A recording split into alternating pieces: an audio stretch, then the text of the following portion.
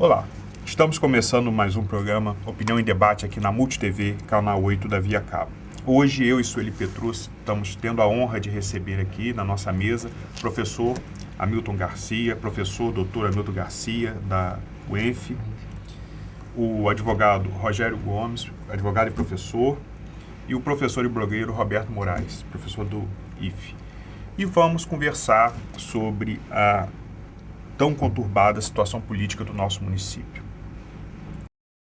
Bem, gostaria que vocês falassem um pouco para mim da opinião de vocês sobre os últimos acontecimentos na nossa cidade. Vai lá, Roberto.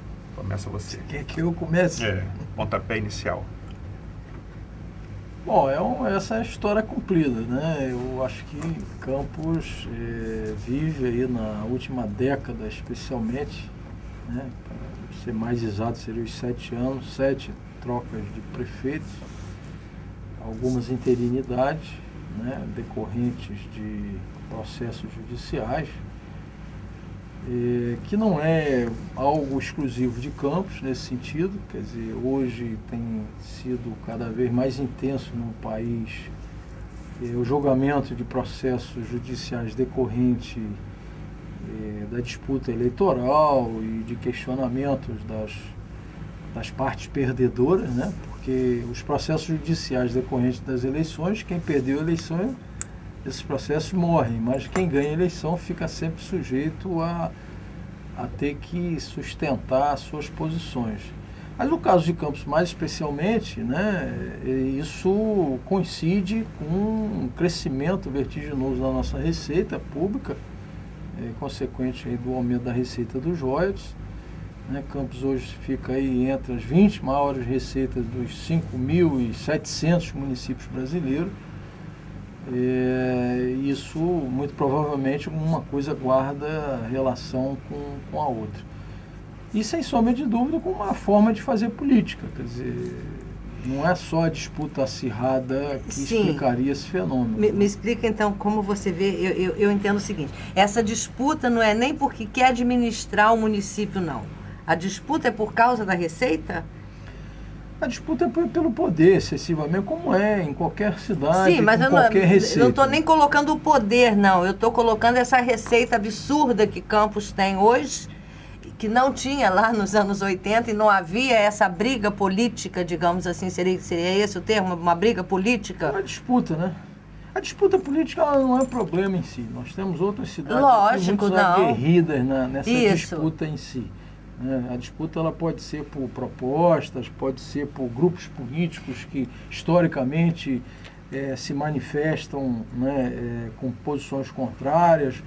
Eu identifico que o crescimento da receita leva a um fazer político diferenciado, leva a uma estruturação de cabos eleitorais, pagos, profissionais, a profissionalização da política com um conjunto de não só de DAS, mas de pessoas que vão descendo naquela escala, que se sustentam do poder político, né, e do poderio econômico dele, para se sustentar no poder, né?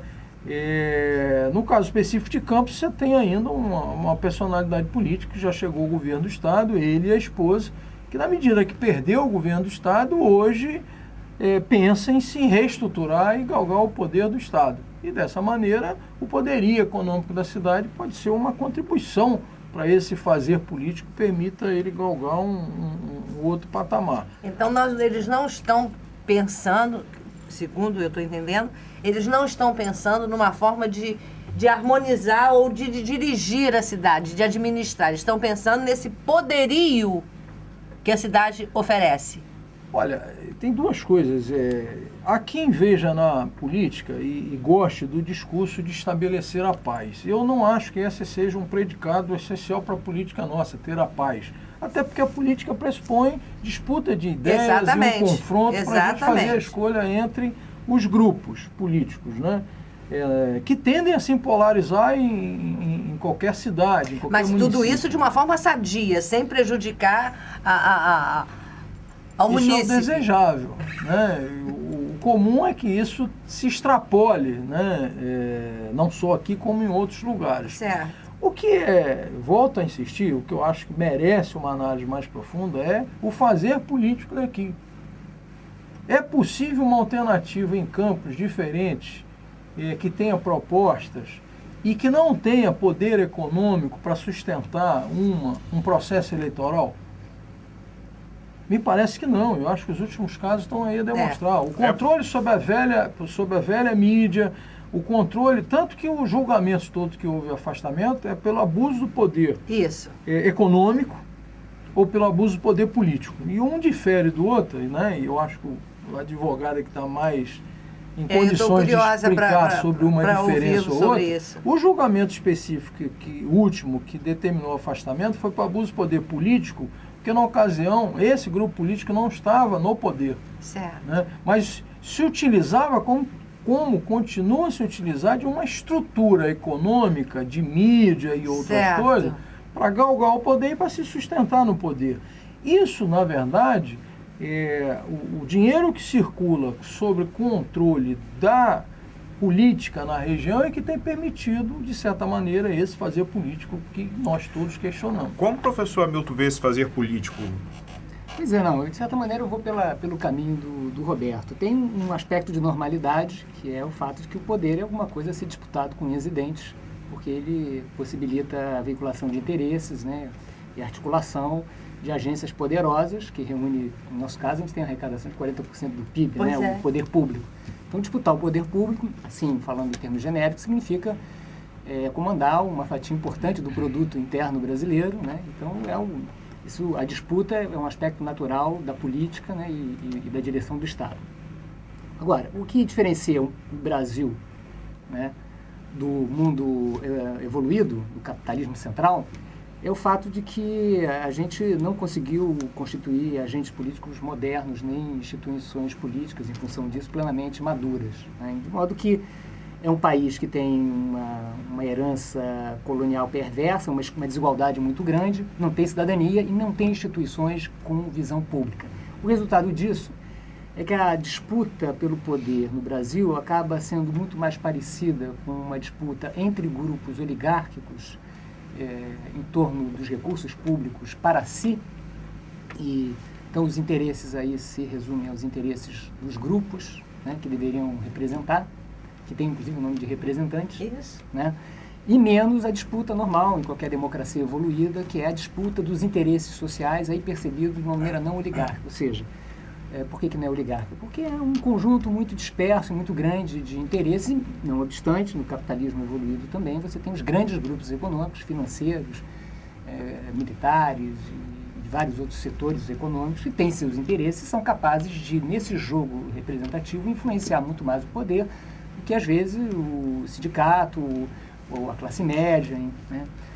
Então, isso é um aspecto que já diferencia o Brasil. Infelizmente, a falta de uma república e a falta de por cima, e a falta de uma cidadania por baixo faz com que a disputa política tenha esse viés oligárquico, assim, desinteressante, né? Porque a gente está no século XXI, imagina que tudo isso faça parte do Casagrande Cesaro do Gilberto Freire, lá dos anos 30 do século XX. Isso continua, parece que é um fantasma, continua assombrando o Brasil do século XXI, é um negócio muito incômodo. Agora, só para concluir esse raciocínio das diferenciações, por outro lado, para piorar, e eu vou pelo caminho do Roberto, nós temos um outro problema, que é o problema regional dos royalties. Então, isso torna o nosso problema de representação muito mais grave, não só como acontece no Brasil de modo geral. A representação, é difícil ela aparecer nos conflitos políticos, como aqui é impossível, porque o montante de recursos que as oligarquias detêm, e são novas oligarquias, né? São oligarquias de classe média, com um perfil, praticamente todas elas têm o mesmo, o pessoal mais entendido de campos pode me corrigir, mas os grupos em disputa hoje, com cacife, são aqueles oriundos do mesmo tronco, né? Que é o tronco da renovação dos anos 80, o grupo que veio com o PDT e o brisolismo. Isso. Então, a disputa em torno desses dois contendores é praticamente impossível de ser infiltrada pelos interesses sociais, porque o poderio do petróleo, né, 1 bilhão, 1,5 bilhão, dependendo da maré dos preços, coopta toda a sociedade organizada, pequena, média e grande, capaz de articular, e até grupos oligárquicos também, mais tradicionais, e em momentos esvaziados, né, Então todos ficam assim muito incapazes diante da assimetria entre a municipalidade empoderada do petróleo, das rendas petrolíferas e o restante da sociedade. Então há uma distorção, de fato, o Roberto tem toda a razão. Há uma questão regional a ser discutida. E a lei Ibsen, de certa maneira, reflete isso, é uma oportunidade. Eu acho que a classe política brasileira olha como uma oportunidade. Isso aqui é uma péssima vitrine para se investir tanto dinheiro. Então vamos disputar esse dinheiro, afinal de contas, né? Eles são muito frágeis, são muito oligarcas e muito impermeáveis ao interesse popular. Na realidade, dá uma explicação mais objetiva para a gente do que foi que processo é esse e o que foi que aconteceu exatamente. Em que fase está essa questão? Veja bem, apenas fazendo uma colocação do que foi feito pelo Roberto e pelo professor Hamilton, é preciso realmente se considerar que hoje a população da nossa região, ela precisa de um referencial de autoridade. Correto. Então, hoje, diante desse vai e vem em relação às decisões judiciais, perde-se essa referência da autoridade municipal. Então, o que isso acarreta para a população? Uma incerteza com relação a quem vai ser o verdadeiro gestor da administração pública, da coisa pública municipal. Então, essa incerteza faz com que, será que as melhorias que os royalties prometem vão chegar na nossa localidade? Vai chegar no nosso bairro? Será que aquela obra que se iniciou vai se terminar? Será que o prefeito ou a prefeita realmente vai ser aquela pessoa que vai concluir essa obra?